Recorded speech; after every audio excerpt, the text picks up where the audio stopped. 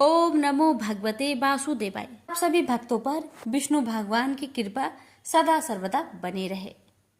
हिंदू पंचांग के अनुसार हर माह में अमावस्या तिथि पड़ती है, जिसे अलग अलग नामों से जाना जाता है।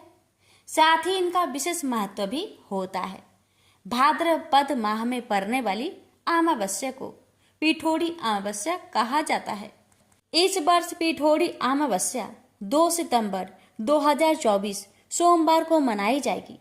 इस अमावस्या पर प्रीत तर्पण आदि धार्मिक कार्यों में कुश का उपयोग किया जाता है, इसलिए इसे कुश अमावस्या भी कहा जाता है। इस अमावस्या पर पितरों को तर्पण करने से पितृदोष से होने वाली परेशानियों से मुक्ति मिलती है। इसके अलावा इस दिन माँ दुर्गा की भी पूजा करने का भी प्रावधान है। दिन महिलाएं माँ दुर्गा की पूजा कर अपने पुत्रों की लंबी आयु की कामना करते हैं। तो आइए जानते हैं पिठोरी अमावस्या की पूजन विधि, महत्व और कथा। पिठोरी अमावस्या पर सुबह ब्रह्म मुहूर्त में उठे, नहाने के पानी में गंगा जल मिलाकर स्नान करें। स्नान के बाद घर के मंदिर में दीपक जलाए, सूर्य देव को जल चढ़ाए, पितरों के लिए तर्पण और दान करें। भगवान विष्णु और महादेव की विधि विधान से पूजा करने के साथ दान पुण्य करें। पिठोरी अमावस्या की महत्व। मान्यता के अनुसार पिठोरी अमावस्या का व्रत रखने से निसंतान लोगों को संतान रत्न की प्राप्ति होती है। इस व्रत को रखने वाली माताओं को अपने बच्चे की लंबी आयु और अच्छे स्वास्थ्य का आशीर्वाद मिलता है। इस दिन आटे से माँ दुर्गा समेत 64 देवियों की मूर्ति बनाई जाती है। महिलाएं इस दिन आटे से बनी देवियों की पूजा करती है और व्रत रखती हैं। पिठोरी अमावस्या के दिन दान तप और स्नान का विशेष महत्व है। स्नान के बाद पितरों की संतुष्टि के लिए तर्पण और पिंडदान किया जाता है। मान्यता है कि ऐसा करने से पितर प्रसन्न होते हैं और उनका आशीर्वाद प्राप्त होता है। धार्मिक मान्यता है कि पिठोरी अमावस्या का व्रत और पूजा केवल विवाहित महिलाएं ही कर सकती है। अविवाहित लड़कियों को इस व्रत को नहीं रखना चाहिए। अब आइए श्रवण करते हैं पिठोरी अमावस्या का व्रत कथा। इस अमावस्या की व्रत कथा के अनुसार बहुत समय पहले की बात है। एक परिवार में 7 भाई थे। सभी का विवाह हो चुका था। सबके छोटे छोटे बच्चे भी थे। परिवार की सलामती के लिए 7 भाइयों की पत्नी पिठोरी अमावस्या का व्रत रखना चाहती थी। लेकिन जब पहले साल बड़े भाई की पत्नी ने व्रत रखा तो उनके बेटे की मृत्यु हो गई। दूसरे साल फिर एक और बेटे की मृत्यु हो गई। 7वें साल भी ऐसा ही हुआ। तब बड़े भाई की पत्नी ने इस बार अपने मृत पुत्रों का शव कहीं छिपा दिया। गांव की कुल देवी मां पोलेरम्मा उस समय गांव के लोगों की रक्षा के लिए पहरा दे रही थी। उन्होंने जब इस दुखी मां को देखा तो वजह जाननी चाहिए। तब बड़े भाई की पत्नी ने सारा किस्सा देवी पोलेरम्मा को सुनाया तो देवी को उस पर दया आ गई। देवी पोलेरम्मा माँ ने उस दुखी माँ से कहा कि वह उन सभी स्थानों पर हल्दी छिड़क दे जहाँ जहाँ उनके बेटों का अंतिम संस्कार हुआ है।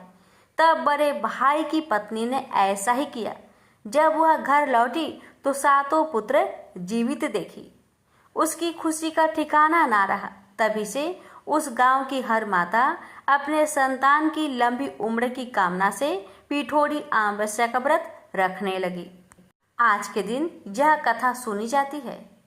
उत्तर भारत में यह पर्व पिठोरी अमावस्या के नाम से माता दुर्गा की आराधना करके मनाया जाता है। वहीं दक्षिण भारत में यह त्योहार पोलाला अमावस्या के रूप में माँ पोलेरम्मा, जिन्हें माँ दुर्गा का ही रूप माना जाता है। प्रेम से बोलिए दुर्गा माता की जय।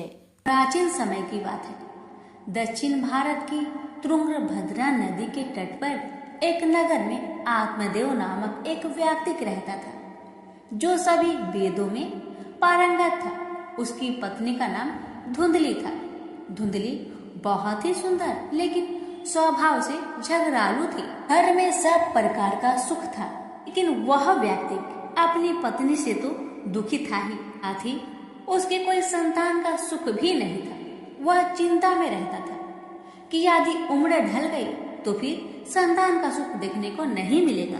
यह सोचकर उसने बड़े दुखी मन से अपने प्राण त्यागने के लिए वन को चला गया। वन में एक तालाब में वह कूदने ही वाला था कि तभी एक सन्यासी ने उसे देखकर उससे पूछा, कहो ब्रीपवन, तुम्हें ऐसी कौन सी भारी चिंता है जिसके कारण तुम प्राण त्याग रहे हो?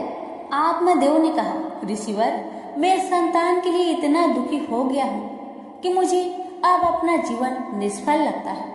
संतानहीन जीवन को धिक्कार है और मैंने जिस गाय को पाल रखा है वो भी बाज है। यह तो ठीक है, मैं जो पेड़ लगाता हूँ उस पर भी फल फूल नहीं लगते। मैं घर में जो फल लाता हूँ वह भी बहुत जल्दी सड़ जाता है। इन सब बातों से मैं बहुत दुखी हो चुका हूँ। ऐसा कहकर वह व्यक्ति जोर जोर से रोने लगा। वह संत उसकी बात सुनकर उसके ललाट की रेखाएं को देखता है। रेखाओं को देखकर वह कहता है, ब्रीपवन, कर्म की गति बड़ी प्रबल है, वासना को छोड़ दो। सुनो, मैंने तुम्हारे भाग्य देख लिया है। इस जन्म में तो क्या अगले 7 जन्मों तक तुम्हारे कोई संतान भी किसी प्रकार से नहीं हो सकता। तब ब्राह्मण कहता है, फिर मुझे प्राण त्यागने दीजिए या आप किसी भी यत्न से मुझे पुत्र प्राप्त का मार्ग बताएं। जब वह संत देखता है कि यह व्यक्ति किसी भी प्रकार से समझाने पर भी प्राण त्यागने को आमदा है, तो वह अपनी झोली में से एक फल निकालकर कहता है कि अच्छा ठीक है, तुम यह फल लो और इसे अपनी पत्नी को खिला देना, उससे उसके एक पुत्र होगा।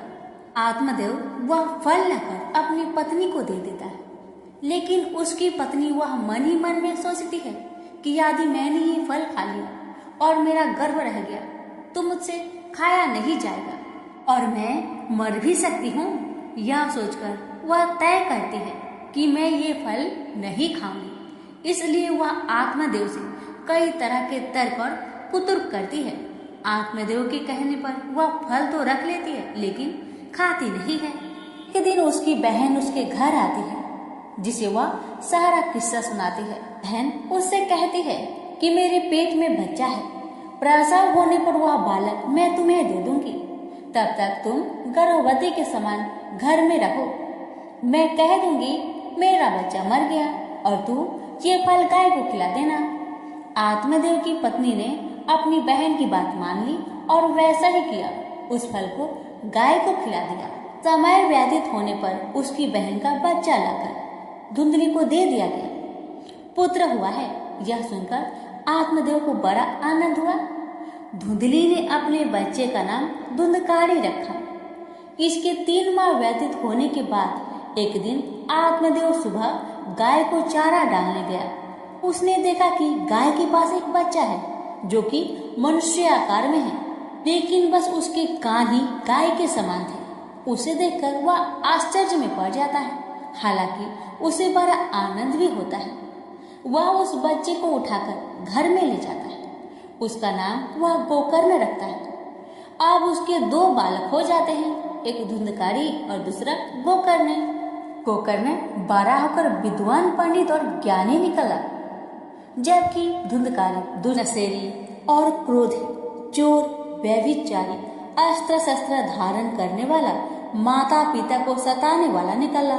वह माता पिता की सारी संपत्ति नष्ट कर देता था। एक दिन वह पिता को मार मार कर घर से बाहर निकाल दिया।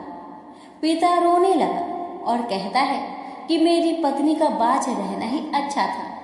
तभी वहाँ गोकर्ण आ जाता है। वह पिताजी को वैराग्य का उपदेश देता है और कहता है, आप सभी को छोड़कर प्रभु के शरण में वन में चले जाएं और भगवत भजन करें।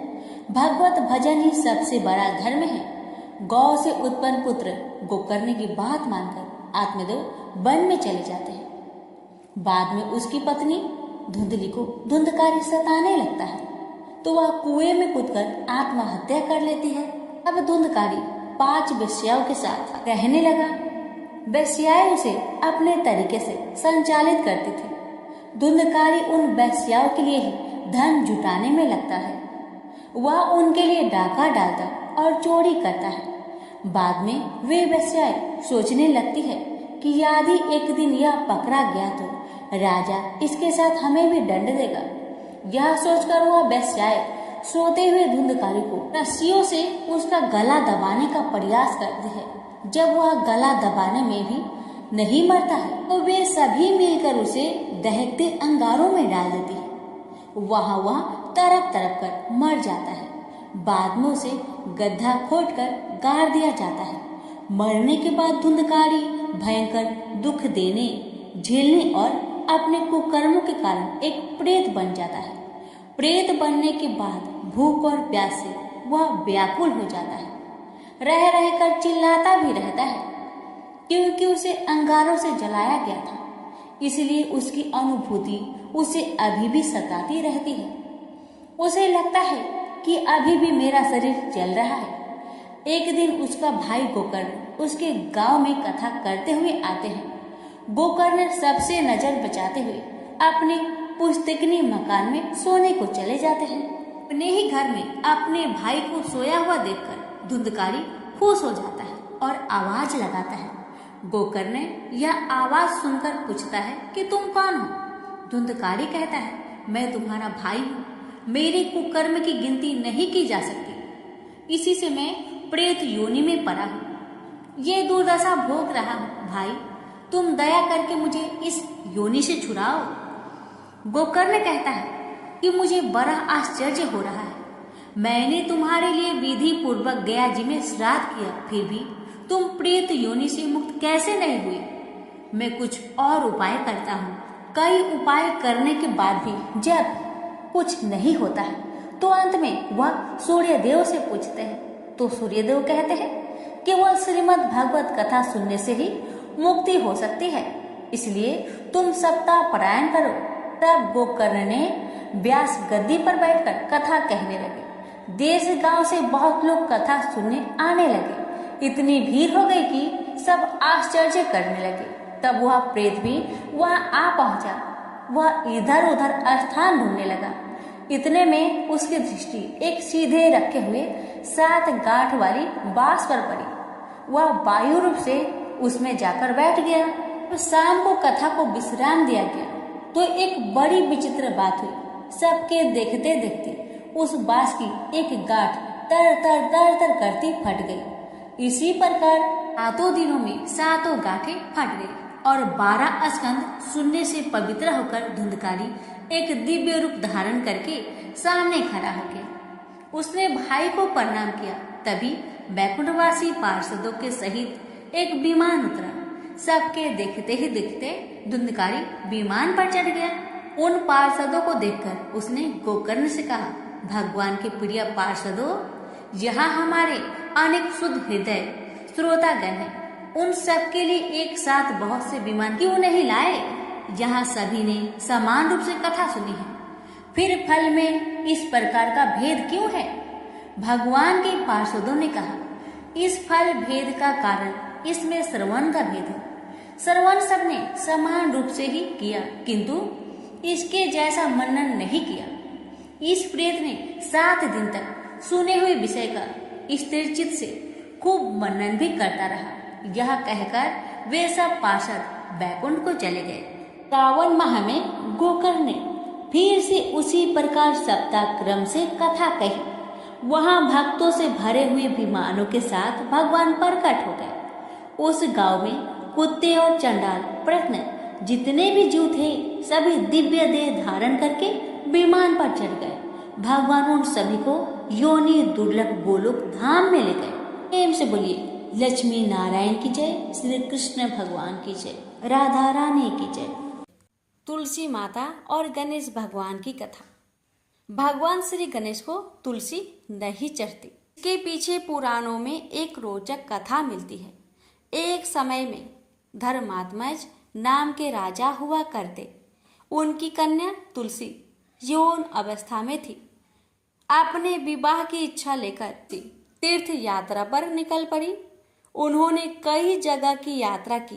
एक स्थान पर उन्हें तरुणावस्था में भगवान श्री गणेश को तपस्या में लीन देखा। भगवान गणेश का रूप अत्यंत मोहक और आकर्षक था। तुलसी भगवान गणेश के इस रूप पर मोहित हो गई और अपने विवाह का प्रस्ताव उनके समक्ष रखने के लिए उनका ध्यान भंग कर दिया। भगवान गणेश ने स्वयं को ब्रह्मचारी बताते हुए तुलसी का विवाह प्रस्ताव ठुकरा दिया।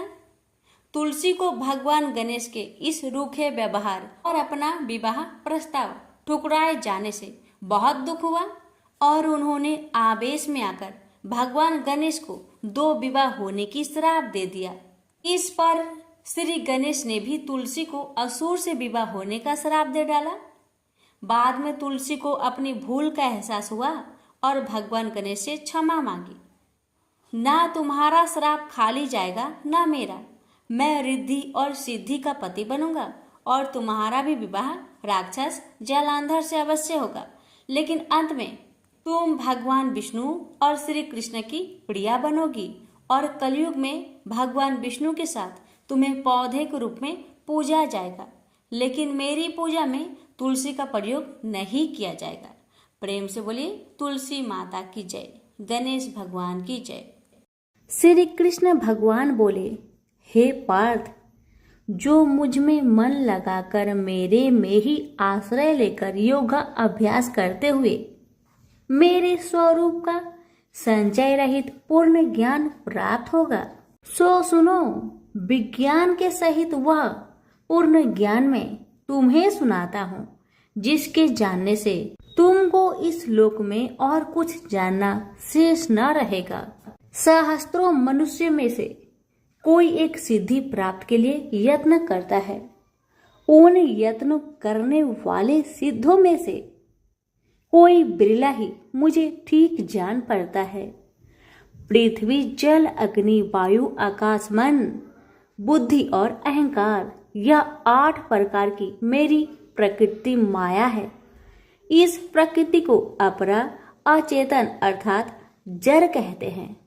और हे महाबाहो, इससे दूसरी प्रकृति चेतन है, जिसने संपूर्ण जगत धारण किया है। इन्हीं प्रकृतियों से सब प्राणी मात्र उत्पन्न होते हैं। ऐसा जानो, यह प्रकृतियां हमसे ही उत्पन्न हुई है। इस तरह सब जगत की उत्पत्ति और प्रलय का कारण मैं ही हूँ। हे धनंजय, जिस प्रकार धागे में मणि पिराई जाती है, उसी भांति यह सब संसार मुझसे परे और कुछ भी नहीं। हे कुंती पुत्र, जल में रस में मैं ही हूँ, चंद्रमा और सूर्य में प्रकाश में मैं ही हूँ, सब वेदों का सार मैं ही हूँ, आकाश में शब्द तथा पुरुष में पौरुष मैं ही हूँ। हे अर्जुन, पृथ्वी में सुगंध तथा अग्नि में तेज रूप मैं ही हूँ, सब प्राणियों में जीवन और तपस्वियों का तप मैं ही हूँ। हे पार्थ, समस्त प्राणियों में सनातन बीज रूप मुझको ही जानना, बुद्धिमानों में बुद्धि स्वरूप और तेजस्वियों में तेज मैं ही हूँ। हे अर्जुन, काम और रोग रहित बलवान पुरुषों में धर्म के विरुद्ध न जानने वाला कर्म मैं ही हूँ। जितने भी स्वास्तिक राजस तामस पदार्थ है, वे सब मुझसे ही उत्पन्न हैं, परंतु उनमें मैं नहीं रहता। ये सब मुझ में है। सत्व, रज, तम, इन तीनों गुणों के प्रभाव से यह सारा जगत मोहित हो रहा है। इस कारण यह मेरी गुणमयी और दिव्यमयी माया अति दुस्तर है। जो मुझको अनन्य भाव से भजते हैं, वे इस माया को पार कर जाते हैं। हे भारत श्रेष्ठ अर्जुन, 4 प्रकार के जीव मुझको भजते हैं। दुखिया, जिज्ञासु, ऐश्वर्य की कामना करने वाले और ज्ञानी, जिनमें मुझे सदा एकाग्रचित और केवल मेरी भक्ति करने वाले, और ज्ञानी, जिनमें मुझे सदा एकाग्रचित और केवल मेरी भक्ति करने वाले ज्ञानी पुरुष श्रेष्ठ है। क्योंकि मैं ज्ञानी को अत्यंत प्रिय हूँ और वह मुझको प्रिय है। यद्यपि ये सभी भक्त श्रेष्ठ है, तथापि ज्ञानी तो मेरी आत्मा ही है, क्योंकि वह मुझ में ही मन लगाकर मुझको ही सर्वोत्तम गति मान मेरा ही आश्रय ग्रहण करता है। वह ज्ञानी अनेक जन्मों के बाद मुझे पा लेता है। ऐसा महात्मा अति दुर्लभ है जो सब जगत को वासुदेव में समझे। हे अर्जुन, जो भक्त श्रद्धा पूर्वक जिस जिस देवता का पूजन करना चाहते हैं, उन पुरुषों की उस श्रद्धा को मैं दृढ़ कर देता हूँ। यह उस श्रद्धा से मुक्त होकर उस देवता की आराधना करता है, फिर उसको मेरे ही रचे हुए काम का फल प्राप्त होते हैं। परंतु उन अल्प बुद्धि वालों का फल नाशवान है। देवताओं की आराधना करने वाले देवताओं को मिलते हैं और अव्यय, अविनाशी, अच्युतम स्वरूप को न जानकर मंद बुद्धि लोग मुझे अव्यक्त को व्यक्त मानते हैं। मैं योग माया से आच्छादित होने के कारण सबको नहीं दिखता। उसी से मूर्ख लोग अनादि तथा अविनाशी मुझको नहीं जानते। हे अर्जुन, मैं भूत, भविष्य और वर्तमान के सभी प्राणियों को ही जानता हूँ, पर मुझे कोई भी नहीं जानता। हे भारत, हे परम तप, इच्छा और देश से उत्पन्न होने वाले सुख दुख आदि धंधों के मोह से जगत के सभी प्राणी भ्रम में फंस जाते हैं। जिन पुण्य आत्माओं के पाप नष्ट हो गए हैं, वह पुरुष दृढ़ मोह से छूटकर दृढ़ निश्चय करके मेरी भक्ति करते हैं, जो आश्रय लेकर जीवन मरण से दूर करने के अर्थ प्रयत्न करते हैं। वे पुरुष ब्रह्मा आत्मज्ञान अपने चित्त को निश्चल रखकर उसका संगम करता है और अंत कारण की समाधि लगाता है। जिस अवस्था में योग अभ्यास के कारण चित्त का वेग रुक रुक कर विषयों से पृथक होने लगता है और जब शुद्ध अंतःकरण से आत्मा को देखकर आत्मा में ही संतुष्ट होता है, जिस अवस्था में वह अत्यंत सुख जो इंद्रियों द्वारा जाना नहीं जा सकता, वरन केवल बुद्धि से ही जाना जाता है, और जब वह योगी अनुभव करता है तब आत्मा स्वरूप में स्थिर हो उससे विचलित नहीं होता। इस अवस्था को पाकर फिर और कोई लाभ उसको अच्छा नहीं लगता और जहाँ स्थिर होने पर और कोई बड़ा भारी दुख उसको वहां से चलायमान नहीं कर सकता। इस अवस्था को दुख संयोग वियोग कारक नामक योग जानना हो तो योग निर्विकल्प चित्त से निश्चय करके जानना चाहिए। संकल्प से उत्पन्न होने वाला समस्त कामनाओं को त्याग कर और मन ही मन में सकल इंद्रियों को चारों ओर से रोक रोक कर धैर्य के साथ बुद्धि को अपने अधीन कर धीरे धीरे विषय से दूर हटा ले और भली भांति मन को आत्मा में स्थिर करके किसी वस्तु की इच्छा ना करे और चंचल मन जिधर जिधर जाए उधर से इसको हटाकर आत्मा के बस में करना चाहिए। इस प्रकार शांति चित्त तथा रजोगुण से रहित निष्पाप तथा ब्रह्म स्वरूप योगी को उत्तम सुख प्राप्त होता है। इस रीति से निरंतर योगाभ्यास करने वाला योगी समस्त पापों से छूटकर सहज ही उस परम सुख को पा लेता है जो ब्रह्म के संयोग से प्राप्त होता है। जिसका मन योग में स्थिर हो गया है उसकी दृष्टि भी सर्वत्र समान हो जाती है और वह सब प्राणियों में अपने को और अपने में सब प्राणियों को देखता है। जो सब प्राणियों में मुझको और मुझ में सब प्राणियों को देखता है। मैं उससे अलग नहीं रहता और मुझसे वह अलग नहीं रहता।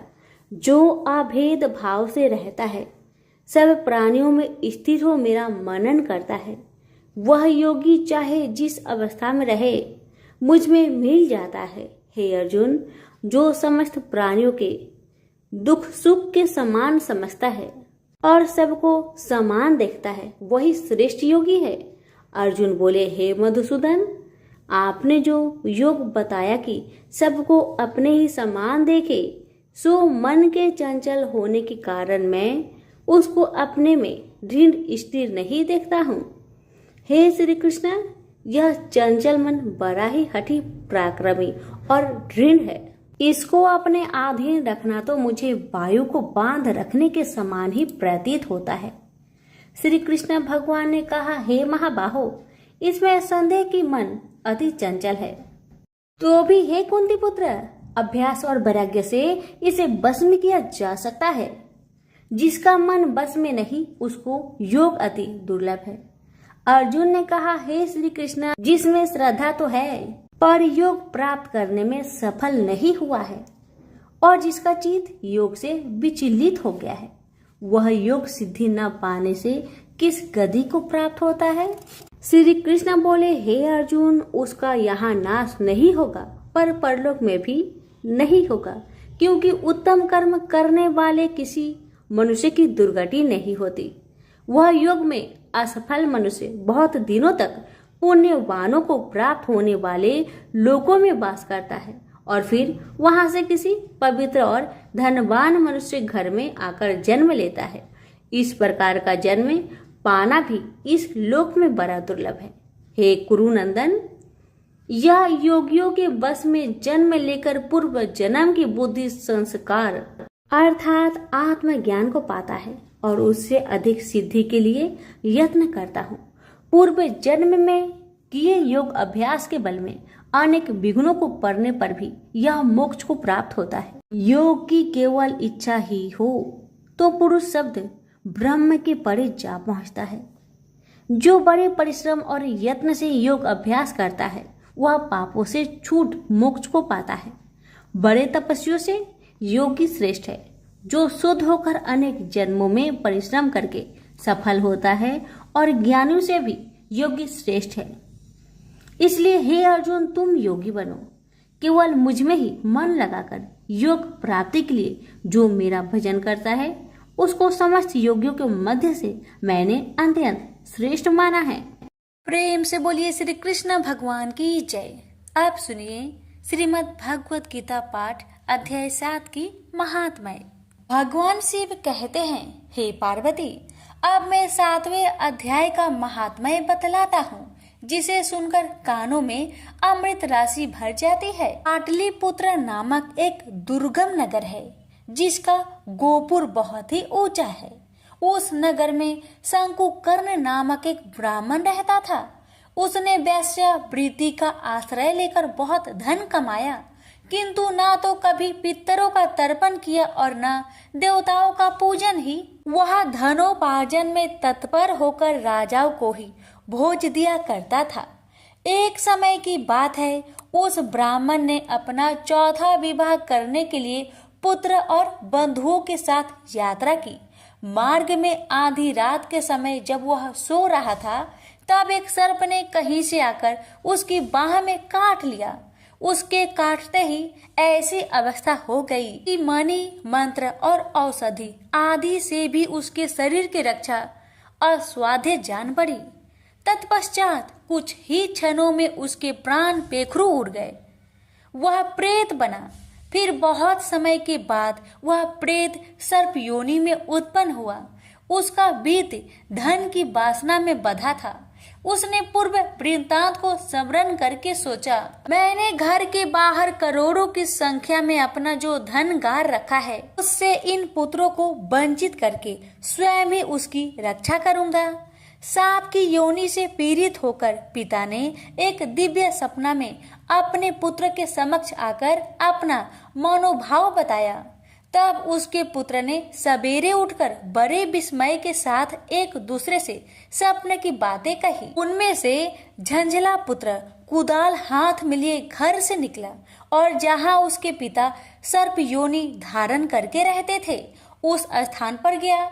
यद्यपि उसे धन के स्थान पर ठीक ठीक पता नहीं था, तो भी उसने जीहो से उसका ठीक निश्चय कर लिया और लोभ बुद्धि से वहां पहुंचकर बाबी को खोदना आरंभ किया। तब उस बाबी से बड़ा भयानक सांप प्रकट हुआ और बोला, ओ मूर्ख, तू कौन है? किस लिए यहाँ आया है? यह बिल क्यों खोद रहा है? किसने तुझे भेजा है? ये सारी बातें मेरे सामने बता। पुत्र बोला, पिताजी आपकी मुक्ति कैसे होगी, इसका उपाय मुझे बतलाइए, क्योंकि मैं इतनी रात को सब लोगों को छोड़कर आपके पास आया हूँ। पिता बोले, बेटा गीता के अमृतमय 7वें अध्याय को छोड़कर मुझे मुक्त करने में तीर्थ, दान, तप और यज्ञ भी सर्वथा समर्थ नहीं है। केवल गीता का 7वां अध्याय ही प्राणियों के जरा मृत्यु आदि दुखों को दूर करने वाला है। पुत्र, मेरे श्राद्ध के दिन गीता के 7वें अध्याय का पाठ करने वाले ब्राह्मण को श्रद्धा पूर्वक भोजन कराओ। इससे निसंदेह मेरी मुक्ति हो जाएगी। बस अपनी शक्ति के अनुसार पूर्ण श्रद्धा के साथ निर्वर्षी और वेद विद्या में प्रवीण अन्य प्राणी को भी भोजन कराना। सर्प योनि में पड़े हुए पिता के यह वचन सुनकर सभी पुत्र ने उनकी आज्ञा अनुसार तथा उससे भी अधिक किया।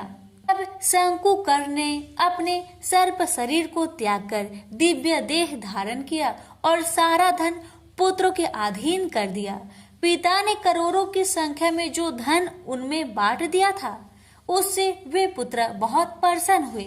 उनकी बुद्धि धर्म में लगने लगी थी, इसलिए उन्होंने बावली, कुआं, पोखरा, यज्ञ तथा देव मंदिर के लिए उस धन का उपयोग किया और अन्य शाला भी बनवाए।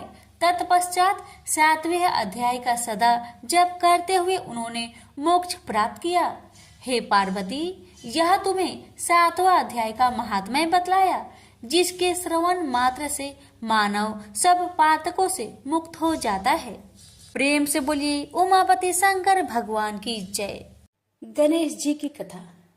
पौराणिक कथा के अनुसार एक समय की बात है कि भगवान विष्णु का विवाह माता लक्ष्मी जी के साथ निश्चित हुआ। विवाह की सभी तैयारी होने लगी। सभी देवी देवताओं को निमंत्रण भेजे गए, लेकिन भूलवश गणेश जी को निमंत्रण देना रह गया था। इधर भगवान विष्णु की बारात जाने का समय आ चुका था। सभी देवता अपनी पत्नियों के साथ विवाह समारोह में शामिल होने को आए, परंतु सभी देवी देवताओं ने देखा कि गणेश जी कहीं दिखाई नहीं दे रहे हैं। तब उन सभी ने आपस में चर्चा की, क्या गणेश जी को नहीं न्योता दिया गया या गणेश जी ही नहीं आए हैं। सभी को इस बात पर बहुत आश्चर्य हुआ। इस बात पर उन सभी ने विष्णु भगवान से ही इसका कारण पूछा।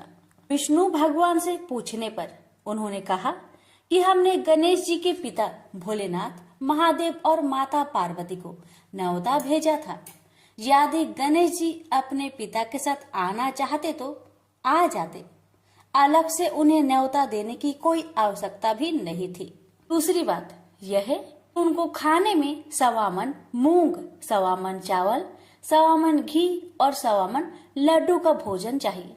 यदि गणेश जी नहीं आएंगे तो कोई बात नहीं, दूसरे के घर जाकर इतना सारा खाना पीना अच्छा भी नहीं लगता। इतना वार्ता कर ही रहे थे कि किसी एक ने सुझाव दिया, यदि गणेश जी आते तो उनको द्वारपाल बनाकर बैठा सकते थे कि आप घर की याद रखना। आप तो चूहे पर बैठकर धीरे धीरे चलोगे तो बारात में बहुत पीछे रह जाओगे। यह सुझाव सबको पसंद आ गया, तो फिर विष्णु भगवान ने भी अपनी सहमति दे दी। तब गणेश जी को निमंत्रण देकर आमंत्रित किया और उनको समझा बुझाकर घर की रखवाली करने को बैठा दिया गया। बारात चल दी। तब नारद जी ने देखा कि गणेश जी तो दरवाजे पर ही बैठे हुए हैं, तो वे गणेश जी के पास गए और रुकने का कारण पूछा। गणेश जी कहने लगे कि विष्णु भगवान ने मेरा बहुत अपमान किया है।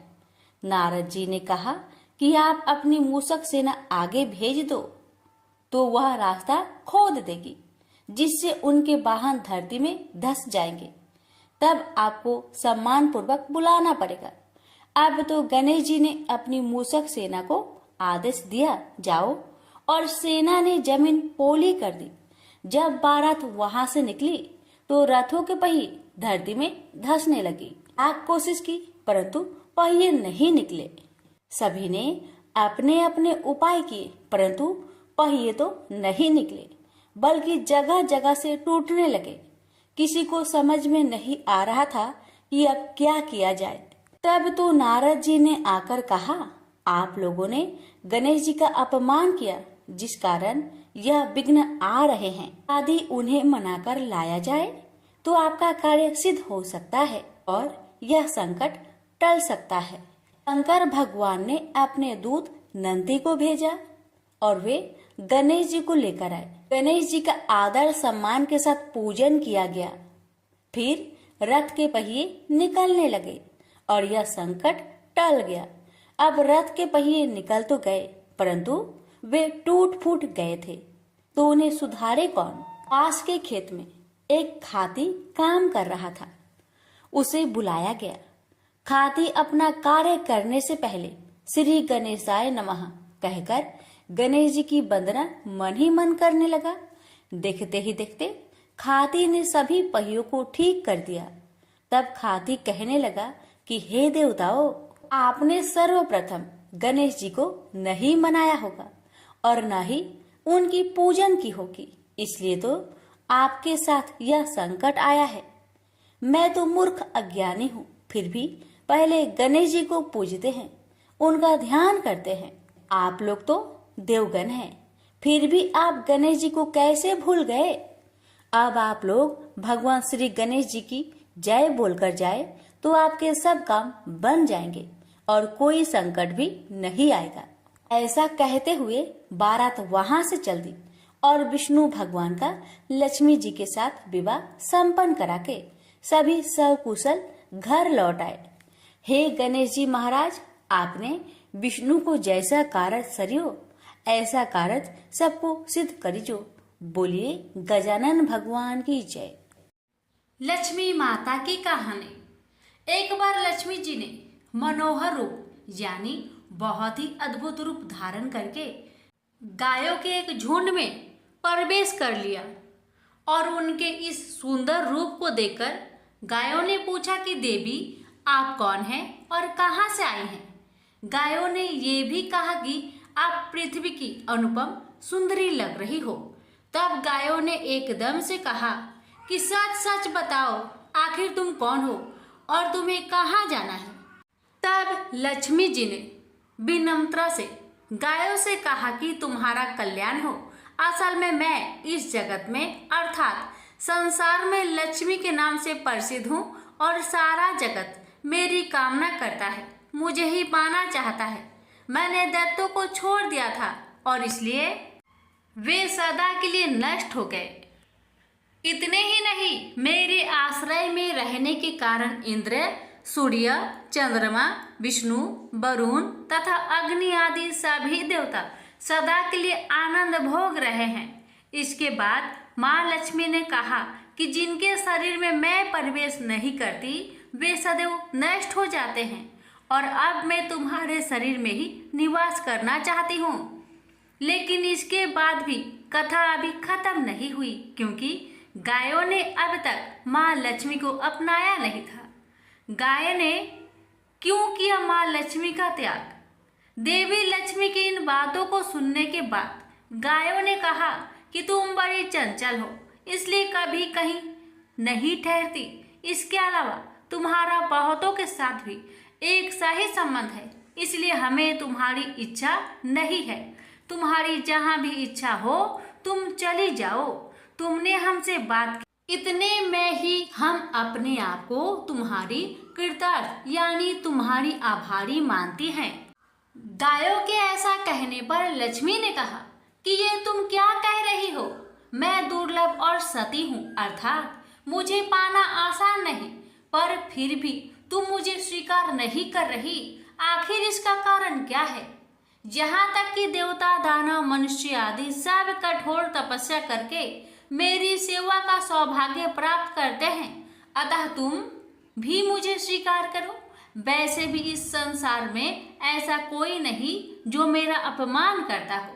ये सब सुनकर गायों ने कहा कि हम तुम्हारा अपमान या अनादर नहीं कर रहे, केवल तुम्हारा त्याग कर रहे हैं, और वह सिर्फ इसलिए क्योंकि तुम्हारा मन बहुत चंचल है। तुम कहीं भी जमकर नहीं रहती, अर्थात एक स्थान पर नहीं रुक सकती, इसलिए अब बातचीत करने से कोई लाभ नहीं। तो तुम जहाँ जाना चाहती हो जा सकती हो। इस तरह से गायों ने माँ लक्ष्मी का त्याग कर दिया, क्योंकि गायों को मालूम था कि लक्ष्मी कभी किसी के पास नहीं रहती, बल्कि पूरे संसार में घूमती रहती है। पर फिर भी माँ लक्ष्मी ने हार नहीं मानी और इतना सब होने के बाद भी वार्तालाप जारी रखी। अब आखिर में माँ लक्ष्मी ने कहा, गायों, तुम दूसरे को आदर देने वाली हो और यदि तुमने ही मुझे त्याग दिया तो सारे जगत में मेरा अनादर होने लगेगा। इसलिए तुम मुझ पर भी अपनी कृपा करो। मैं तुमसे केवल सम्मान चाहती हूँ। तुम लोग सदा सबका कल्याण करने वाली पवित्र और सौभाग्यवती हो, तो मुझे भी बस आज्ञा दो कि मैं तुम्हारे शरीर के किस भाग में निवास करूं। इसके बाद गाय ने भी अपना मन बदल लिया और गायों ने कहा, हे यशस्विनी, हमें तुम्हारा सम्मान अवश्य ही करना चाहिए, इसलिए तुम हमारे गोबर और मूत्र में निवास करो, क्योंकि हमारी ये दोनों वस्तुएं ही परम पवित्र है। तब माँ लक्ष्मी ने कहा, धन्यवाद और धन्य भाग मेरे, जो तुम लोगों ने मुझ पर अनुग्रह किया, यानी मेरे प्रति इतना कृपा दिखाई। मैं अवश्य ऐसा ही करूंगी। मैं सदैव तुम्हारे गोबर और मूत्र में ही निवास करूंगी। सुखदायिनी गायों अर्थात सुख देने वाली गायों, तुमने मेरा मान रख लिया, अतः तुम्हारा भी कल्याण हो। बस यही वचन है कि गाय की इन दोनों वस्तुओं को लक्ष्मी का ही रूप समझा जाता है। प्रेम से बोलिए लक्ष्मी माता की जय। लापसी तपसी की कथा। एक लापसी था, एक तपसी था। तपसी हमेशा भगवान की तपस्या में लीन रहता था। लापसी रोजाना सवा सेर की लापसी बनाकर भगवान का भोग लगाकर जीम लेता था। एक दिन दोनों लड़ने लगे। लापसी बोला, मैं रोज भगवान की तपस्या करता हूँ, इसलिए मैं बड़ा हूँ। लापसी बोला कि मैं रोज भगवान को सवा सेर लापसी का भोग लगाता हूँ, इसलिए मैं बड़ा हूँ। नारद जी वहां से गुजर रहे थे। दोनों को लड़ता देखकर उनसे पूछा कि क्यों तुम लड़ रहे हो। लापसी ने खुद को बड़ा होने का कारण बताया और तपसी ने अपना कारण बताया। नारद जी बोले, तुम्हारा फैसला मैं कर दूंगा। दूसरे दिन लापसी और तपसी नहाकर अपनी रोज की भक्ति करने आए तो नारद जी ने छुपकर 1.25 करोड़ की एक एक अंगूठी उन दोनों के आगे रख दी। तपसी की नजर जब अंगूठी पर पड़ी तो उसने चुपचाप अंगूठी उठाकर अपने नीचे दबा ली। लापसी की नजर अंगूठी पर पड़ी, लेकिन उसने ध्यान नहीं दिया। भगवान को भोग लगाकर लापसी खाने लगा। नारद जी सामने आए तो दोनों ने पूछा कि कौन बड़ा। तो नारद जी ने तपसी को खड़ा होने को कहा। वो खड़ा हुआ तो उसके नीचे दबी अंगूठी दिखाई पड़ी। नारद जी ने तपसी से कहा, तपस्या करने के बाद भी तुम्हारी चोरी करने की आदत नहीं गई, इसलिए लापसी बड़ा है और तुम्हें तुम्हारी तपस्या का कोई भी फल नहीं मिलेगा। तपसी शर्मिंदा होकर माफी मांगने लगा। उसने नारद जी से पूछा, मुझे मेरी तपस्या का फल कैसे मिलेगा। नारद जी ने कहा, यदि कोई गाय और कुत्ते की रोटी नहीं बनाएगा तो फल तुझे मिलेगा। यदि कोई ब्राह्मण को भोजन करवाकर दक्षिणा नहीं देगा तो फल तुझे मिलेगा। यदि कोई साड़ी के साथ ब्लाउज नहीं देगा तो फल तुझे मिलेगा। यदि कोई दिए से दिया जलाएगा तो फल तुझे मिलेगा। यदि कोई सारी कहानी सुने लेकिन तुम्हारी कहानी नहीं सुने तो फल तुझे मिलेगा। उसी दिन से हर व्रत कथा कहानी के साथ लापसी तपसी की कहानी भी सुनी और कही जाती है। प्रेम से बोलिए लक्ष्मी नारायण की जय।